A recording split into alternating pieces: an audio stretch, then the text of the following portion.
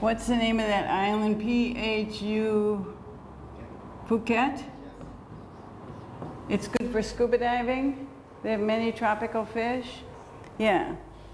That's what she would do. She might bring 15 people or so to Phuket and go scuba diving and supervise their dives. They go to the Barrier Reef in Australia and the Caribbean, things like that. It sounds wonderful, huh? I want to say that. She looks like you. Yes, she does. Yes, she does. I have to admit that. My son and daughter, they were with me last week. They came to visit. And they went home yesterday, back to the United States. And I got a message from my son when I was walking to class that they had just landed in Chicago. You know, that they were, and that was an hour ago, 2 hours ago. So I know they're home safely.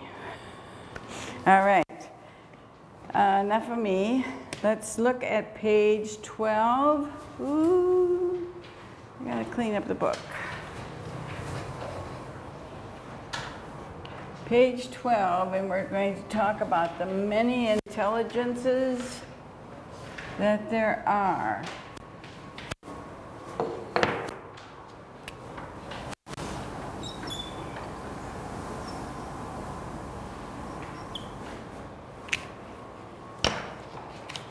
Okay, and we're going to read the many ways to be smart.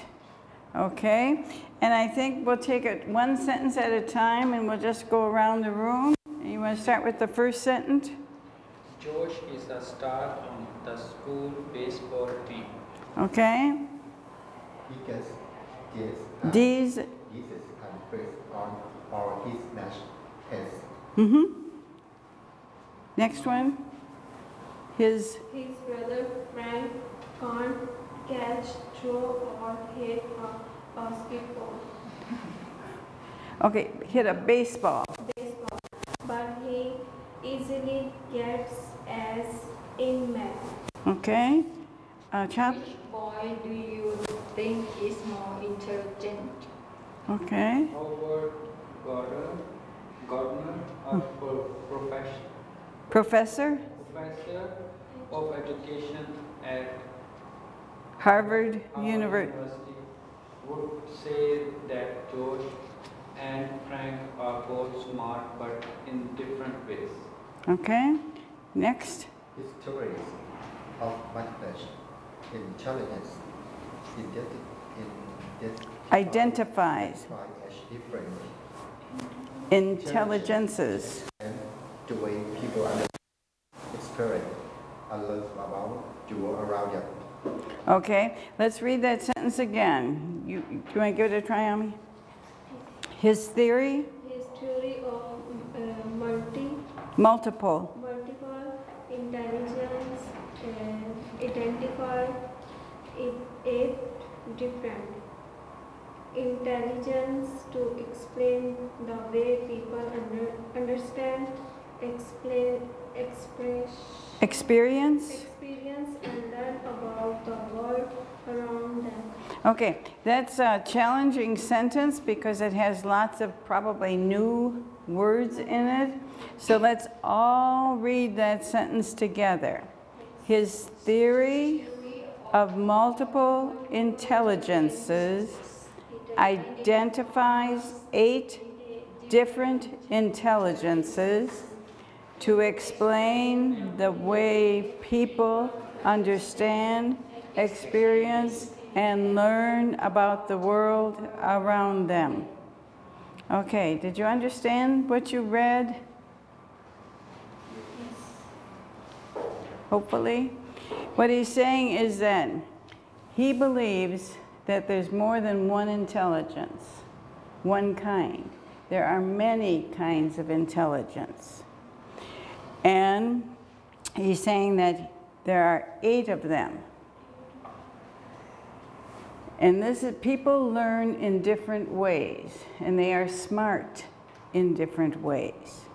It's not all just about the brain.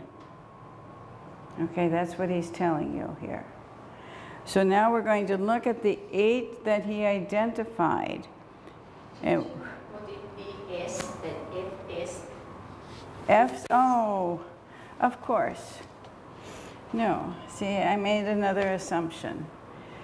In the United States, I don't know how it works here, but when you go to class, study at school, you will get an A for excellent.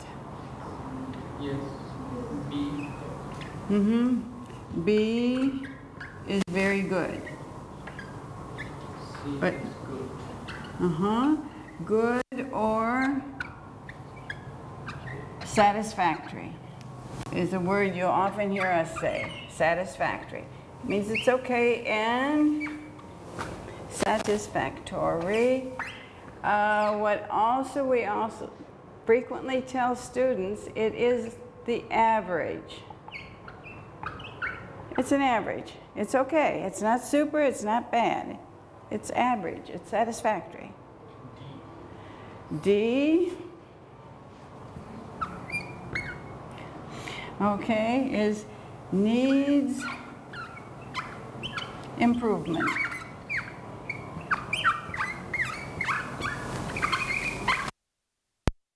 I don't like it. D is saying it's not so good. Not, okay, not so good. Okay.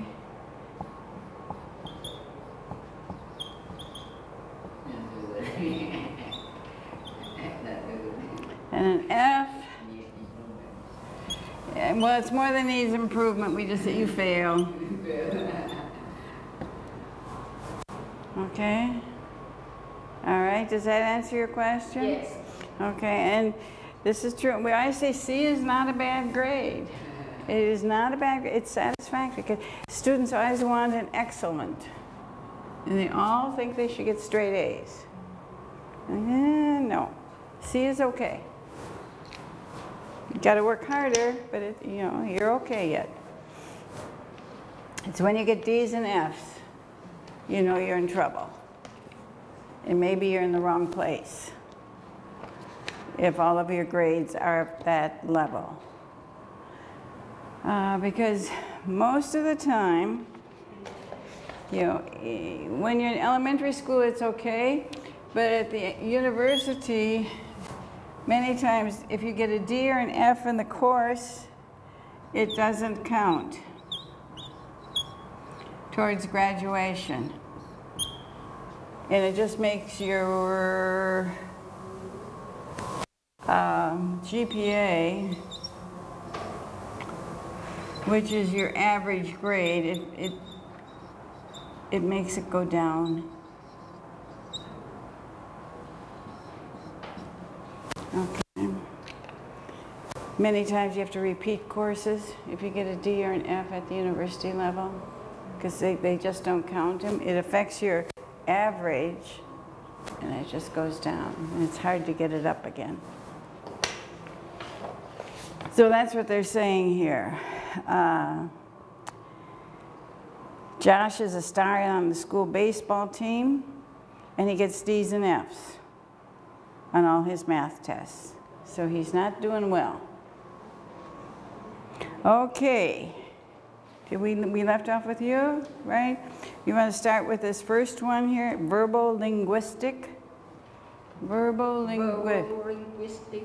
Some people are good with words.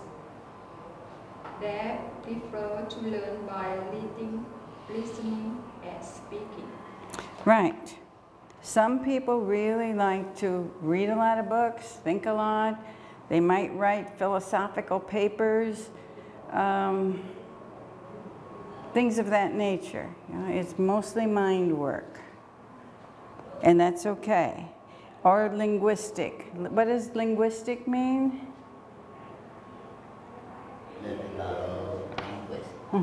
Yeah, if you think in lingua refers to the tongue in Latin. Okay, so it's words. And often people who speak several languages, we say they have a linguistic ability. Okay, some people can't learn another language even though they try very hard. They just can't do that. So that's what we talk about, linguistic. Oh, linguistic. That refers to speaking, just like the verbal does. Okay, logical, mathematical. Logical, mathematical. These people have an aptitude for math. They like solving logical problems and puzzles. Okay. When we say the word aptitude, what does that mean? What is aptitude? I know we had it last week, I think, or earlier this week. We had that word aptitude. Ability. Right, something they can do. Oh, aptitude.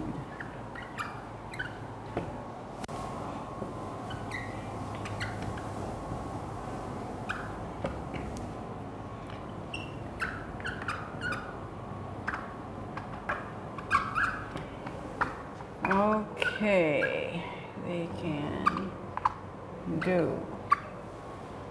All right, any questions on that one? These are the people. They like solving logic problems. Logical.